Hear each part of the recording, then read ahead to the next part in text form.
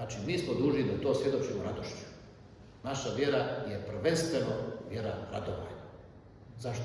Ne zato što mi sad neki, sve odlično, mi smo neki supermeni, znaš, nego što jednostavno ispovjedamo, vjerujemo u vječnu radost. Drugo su radosti ovoga svijeta. Te radosti često su izopačene, devijantne, oni se kao podvode pod radost, neko se raduje nešto, dobro, on se raduje, to je njemu radost, ali to je ogromna zabluda, to nije radovanje. Suštinsko, ono vječno radovanje na koje smo prizvani.